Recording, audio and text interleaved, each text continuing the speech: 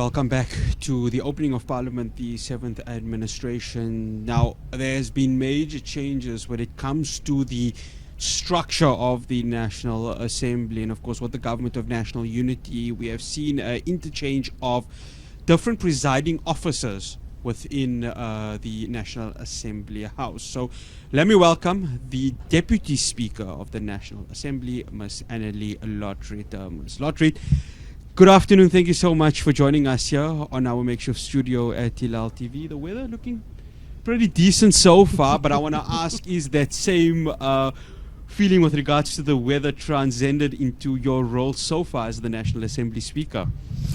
Yes, I think that's perhaps a good analogy, that you have rain and you have sunshine and you're not always sure what comes next. So I think, yes, we're all on a learning curve at this point. Yes. Deputy Speaker, let's talk about obviously, House rules, because they become important. They set the tone for how this 7th administration is going to be. Talk to us about that, because, I mean, it's been a ardent process when you're dealing with a multi-party sort of government, and then, of course, you have that opposition that's waiting on the sides. Yes, indeed. That was one of the first things that we had to look at in the Rules Committee, and we then also tasked the Rules Subcommittee to go and have a look at issues such as what is the leader of the opposition, which party is it, because you sit with a government of national unity comprising a majority party or the party with most votes plus opposition parties, traditionally opposition parties. So how do you approach that? So it's all the positions that we had to look at in terms of the rules. You have practical things such as seating in the House. How will it work? So yes, this is really, as we've said right from the start, uncharted territory, and now we have to also adopt or adjust the rules to make provision for it. Deputy Speaker, you mentioned the official opposition. Of course, the numbers would indicate that it would be the MK party, if I stand to be corrected. That's right. Yes, that's correct. Let's talk your sort of communication that you're going to need with the actual Speaker of the Parliament, that's Ms. Toko Didiza. The communication, the camaraderie, that's going to be very important, isn't it? Because as presiding officers, there needs to be one road in the way rules and regulations work within that National Assembly. Yes, you're quite correct. And I think right from the start, we had that understanding that we share the task of presiding over Parliament, and we have to make sure that the values and principles of Parliament are upheld. So I don't foresee problems with that. I think we have the same approach towards Parliament.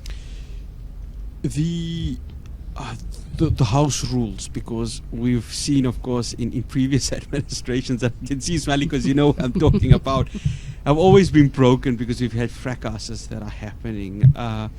Is it going to be a classic case of the school teacher with the ruler saying, no, no, no, there has to be order? How do you take this job on? Because, like you've mentioned, this is truly uncharted territory. Yes.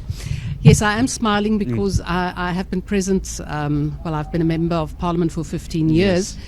So I've witnessed many of this, and now I sit in the chair, so it's my responsibility.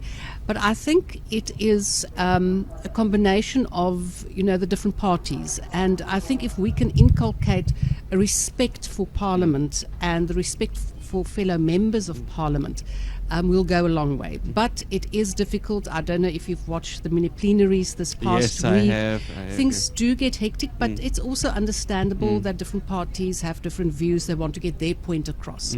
So I think we are prepared for that and we expect that. But it would be wonderful if we could get to a point where we respect the rules of the House and the dignity and the quorum of the House. Earlier on, I was with my colleague Lukman, and we were recording something. We saw the image of Nelson Mandela, this being Mandela Day, and he, when we were visiting the actual museum yesterday, it spoke about him being the humble servant.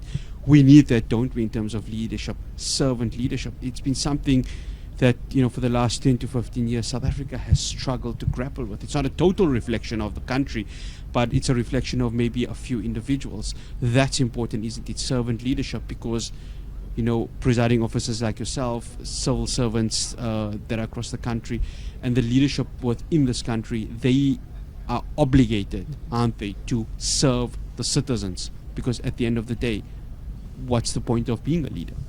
Absolutely, and I think that is a misconception that people often have, that they want to enter politics. If you enter politics, it is to serve. It is not about status, it is not about power, it is there to serve the people.